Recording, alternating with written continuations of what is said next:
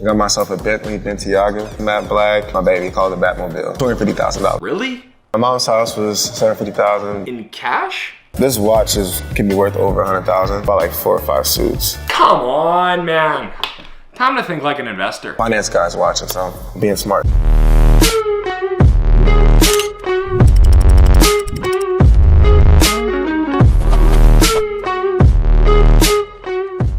So if you've seen this new GQ series, it's actually unbelievably entertaining. It's all about professional athletes or superstars and how they spent their first million. Now, this one's a little funny, and I mean, the YouTube comments on it are pretty rude because Duane Haskins was essentially a superstar football player who came out of Ohio State and then got drafted, and he played for the Washington football team. And kind of within about 2 years, he had some misconduct, let's say, off the field, and maybe he wasn't performing as well as needed. Sorry, Duane, this isn't not against you, man. It's just against the situation. This video talks about how he spent his first $1 million, and, well, it might have been some of his last millions as well, because shortly after he was let go by the team. I think he's actually on the Pittsburgh Steelers now, but who knows kind of where his career is going to go. It's a little bit in jeopardy. But today, I would like to, as a CFP, a certified financial planner, and an investment guy, take a look at, you know, what may have Duane Haskins done a little bit differently, or any superstar, pro athlete, or whatever it might be. How would I advise that they manage their money if they were to first get drafted into the big leagues? Now, if you haven't seen that video, I just quickly want to riff on some of the things he spent money on. Yeah, it is what it is. You know what? My goal for today isn't going to be just to say the typical thing, wow, you shouldn't have spent that much on a car. You shouldn't have spent that much on a house. No, okay? If you make it to the big leagues, you deserve to have some of the finer things. It's all that hard work paying off, and eventually, you know, the market pays you what you're worth and what you bring in entertainment dollars. So I'm not going to judge his decision making. I'm just going to think about how could we have structured the finances a little differently to get him all of the things he wanted without doing it in such a counterproductive way. So let's run through some of this stuff. You know, what a good guy. First thing he talks about in this video is he bought his mom a house. And that's like the classic childhood dream. It's like, she bought you to practices, she did all this stuff for you. Okay, $750,000. And the funny thing is, he doesn't even talk about how that's money that he spent. He's like, oh, it was on my mom, so it doesn't count for my million. But he spent $750,000 on his mother's house. And yeah, that's pretty serious. Next up, he bought a Bentley. I'm going from highest to lowest here. He bought a Bentley for $250,000. The first thing I bought after I saved my money is make sure you save your chicken.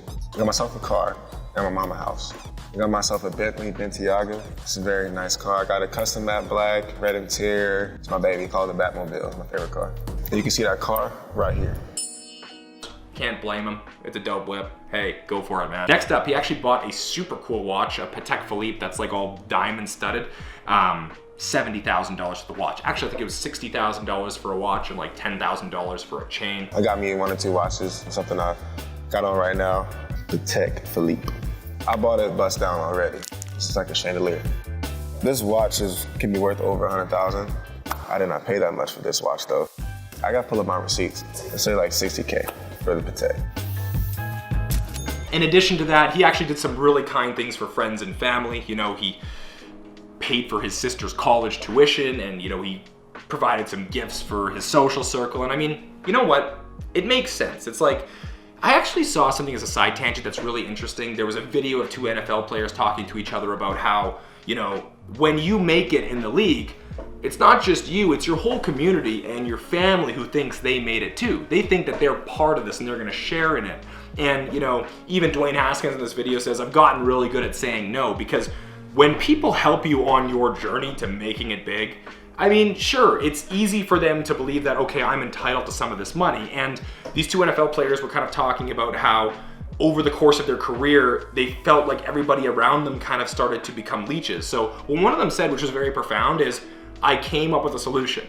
I would be an investor in any one of my family or friends' businesses if they come to me for startup capital. I'm not gonna gift them 50 grand. That doesn't help anybody. I'm not gonna gift them 100 grand. I'm not gonna buy them a house. I'm gonna give them an investment fund, which they are going to give me a share in their business, or they're going to pay back. And guess how many people in their social circles came to them with a business idea?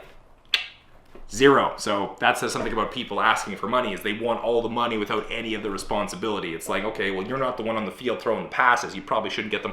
Anyways, next up, he actually bought $50,000 worth of clothing. I mean, seems like a lot, but fair enough. I mean, you're on TV, you're showing up to the pregame stuff, whatever, 50 grand worth of clothes. My dad always says I get my fashion sense from him. He used to model and all that stuff like that. So I always kind of knew how to dress. I just didn't have the money to buy the expensive things. So of course, when I got to the league, I was training in LA. So Rodeo Drive is like one of those places you hear, like, met a whole bunch of fashion people out here. I mean, I got a personal shopper now, and I don't go to the mall anymore. Having somebody I can just text and like, I want to get this shirt. I saw this shirt here, be able to buy it for me. Shout out to Joey Dubs. I gotta buy suits. Suits was something I had to buy for the season. Being a quarterback, bought like 4 or 5 suits, tailor-made, 10.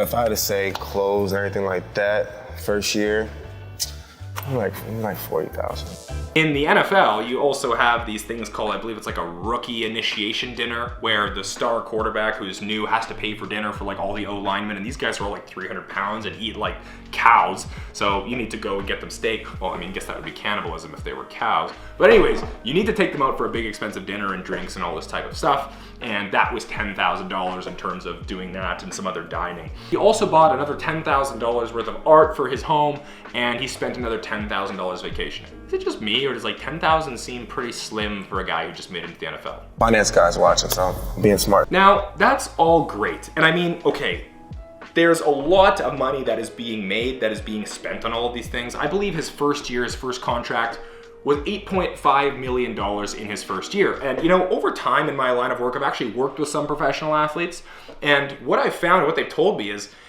you know, what people say they make in their contract, whether it's the MLB or the NBA or the NFL, whatever it might be, they actually only take home about 35 to 40% of that, because obviously there's taxes, which is interesting.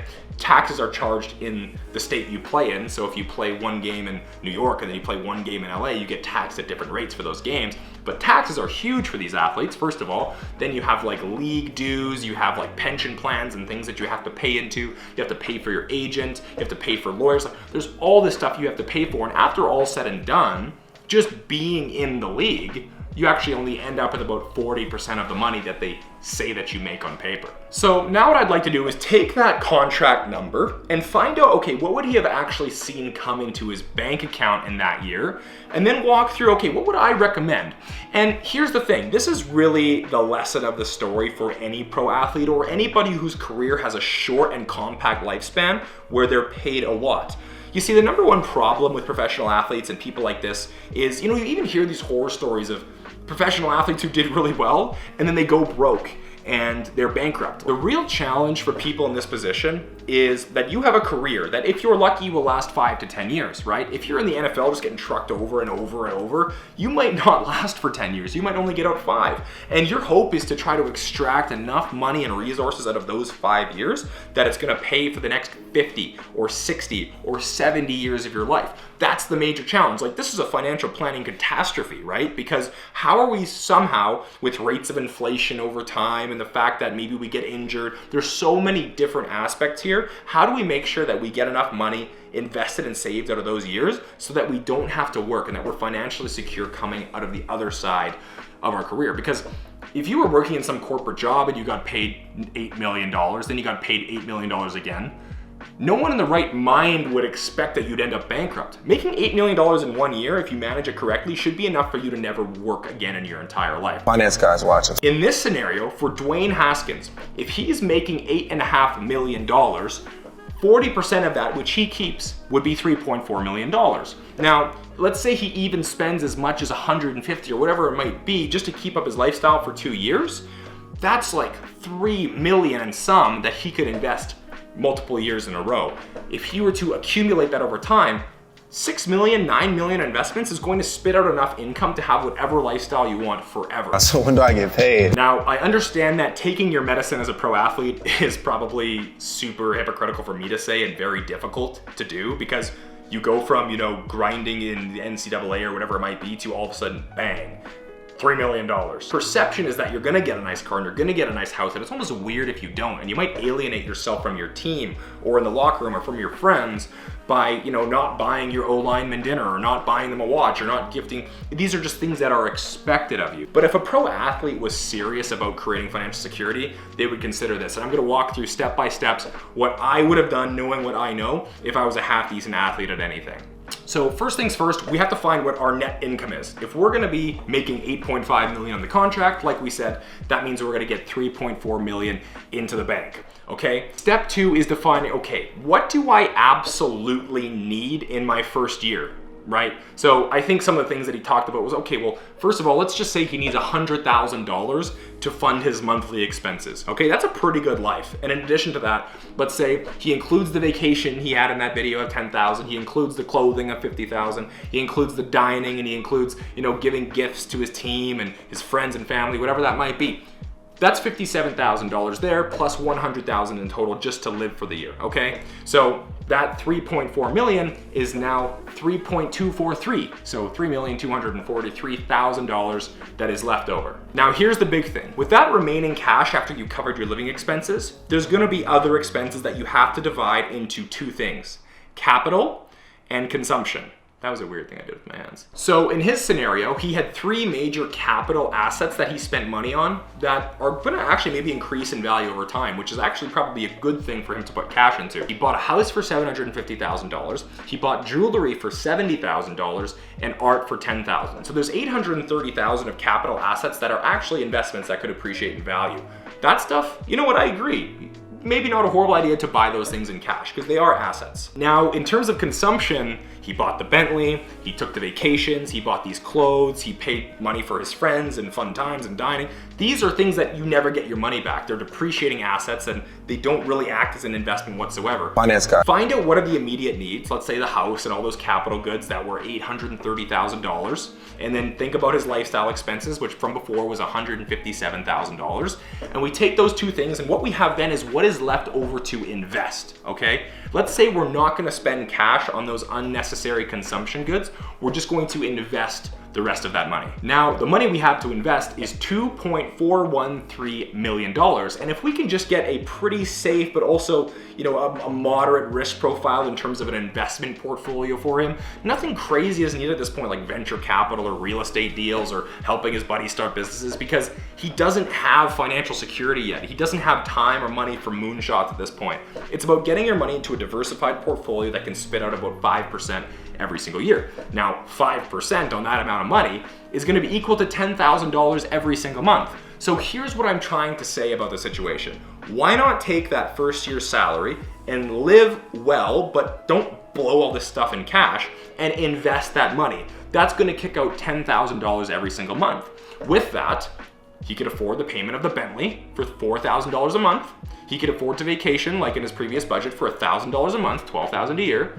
He could afford to do $3,000 a month in clothing, $1,000 a month for food, and if he wants to give $4,000 to friends, he's done all those things that he did before, but is now paying them monthly.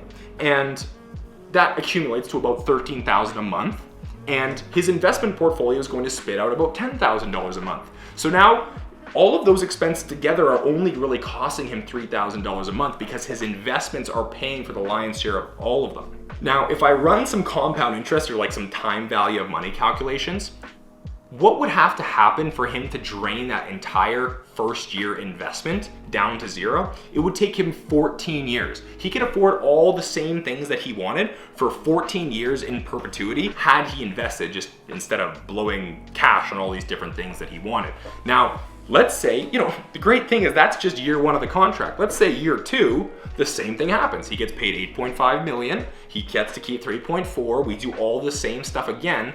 Now that investment base has increased because instead of investing 2.1 million or whatever, now we're at 4.2. So every year that he's in the league, he's living a good life, but the investments are paying for his lifestyle instead of him having to pay for them all in cash. But finally, financial problems arise when your ego exceeds your income. I've learned this over and over, and the reality of the situation is that ego tends to fluctuate and rise and fall faster than your finances do. So if I'm in business and I have a really, really good month, my ego goes up even higher than my income does. I may have doubled my money, but I tripled my ego. And when I have a really horrible month or when I have a really horrible game, my ego doesn't drop as much as that performance, it drops even worse. So what we find is that people who get that original signing bonus, they've made it to the big leagues, the ego is probably bigger than anything I've ever had to encounter or any challenge I've ever seen. At that point, what a prudent athlete would do is set themselves up like an endowment fund. take your medicine in the first 3 or 4 years, even less, first 2 or 3 years, so that you don't have to take your medicine for the rest of your life, which might be the situation here, unfortunately. But anyways, guys, I hope you learn a little bit about these concepts and how I'm thinking in terms of getting money and cash invested in a way that spits out money in perpetuity, so that all those consumption goods in your life that don't bring any lasting capital appreciation or value, that those can be paid for by your investments and that your income can continue in perpetuity. So anyways, thank you so much for watching this video. Hopefully you got something from it. If you enjoyed this video whatsoever, make sure to hit that like button down below, hit subscribe, and turn on post notifications for more videos just like this one every single week. Until next time.